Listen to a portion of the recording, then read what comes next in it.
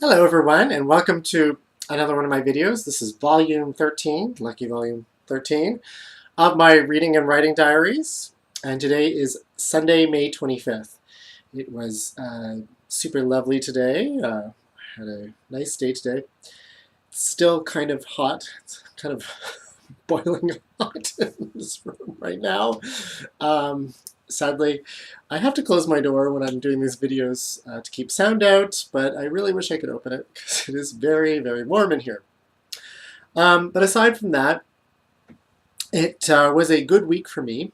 I wrote 931 words, so I'm now up to 27,455 words, which is I'm very happy about. And in fact, oddly enough, felt like I did a great deal of writing this week, and I felt very inspired and not at all blocked in any way. And yet I did write less than previous week when I felt really badly about the number of words I wrote. And I guess the main reason that that is true is because I wrote 2,000 extra words that I didn't include in my total because they were 2,000 words I wrote in a short story. Short story. Yes, I decided to write a short story for some reason, mainly because I'm a weirdo who likes to make things harder for himself. But no, it was actually for a real reason. I was reading my Renata Adler, my speedboat, and I think I previously mentioned that I was even though I found her work really interesting and intriguing and compelling, and I liked it a lot, I was thinking that I would never want, that her structure was so different from my novel that I was not going to be inspired to include it in my novel in any way.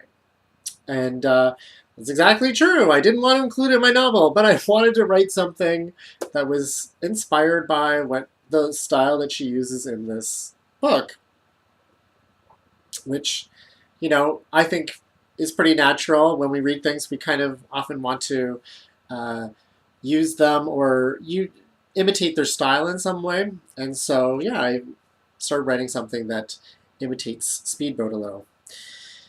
And I wrote about half of it, about 2,000 words. And I actually plan to finish it because I'd like to get a first draft done, and I think it's good work that I've done. So I will continue with it, and hopefully I'll get it done. I think it'll probably need about 4,000 words to get the whole story out. But then once I've finished the first draft, I'm going to set it aside and really just focus on my novel, because that's exactly what I should be doing, focusing on my novel, not getting distracted, and writing other things that are not my main focus right now. Yes, a little ridiculous, but this is my plan. At the same time, I did continue writing my novel, so I can't get too upset about it. And the roughly 1,000 words that I wrote, I felt confident about and felt were good. And at the same time, I am writing a really intense part of the novel. I'm writing a part where the character who's kind of the main focus of the entire novel is about to kill himself. So, and I'm writing it from the perspective of him, so just putting myself into that place can be a little dark at times. But at the same time, I'm not feeling blocked by it. I'm feeling that it's coming out well, and that what I'm writing is interesting and different and worth the effort that I'm putting into it. So, in general, can't complain about how things are going right now. And I also just wanted to mention, it's very odd that most of the writing that I did this week, for this short story in particular, I did not do in the time that I set aside for my writing. As I might have mentioned in a previous video, I try to write in the mornings before I go to work. I get up early, and then I get some breakfast, and I sit in front of my computer, and I try to write. So the unfortunate thing is sometimes I just don't write. I do other things I shouldn't be doing, mainly looking at Facebook for some reason. And sometimes I'm just like, no, I'm not interested in writing right now. And even when I sit with the document open, I find that it's a struggle to even write one or two sentences.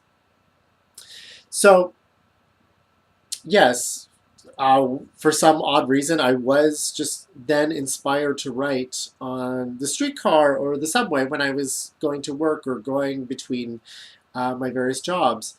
And so that's apparently how and what I was, why, where I wanted to do my writing this week. And that's probably also a reason why I didn't necessarily do a lot of writing for my novel, because my novel is on my computer and the short story I could just write wherever.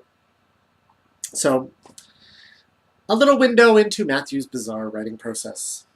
But anyway, I do want to tell you about the books I've read. So as I mentioned, I was reading Speedboat, and I finished it this week.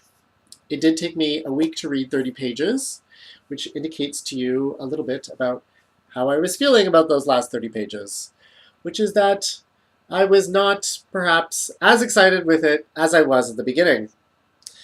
And I mean, this is natural book, but I believe it was a function of how she was writing. You know, there was no narrative tension.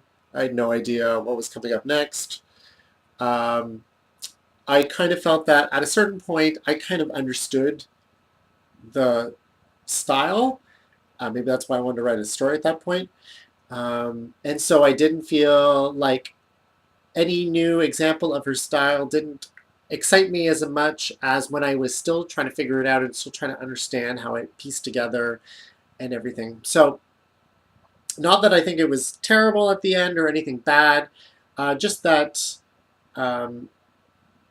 this sort of experimentalism can get a little exhausting at times, and that's just what I felt towards the end. But all in all, it's a great book. I mean, she's a great writer, and she inspired me, so I can't complain about the book at all, really.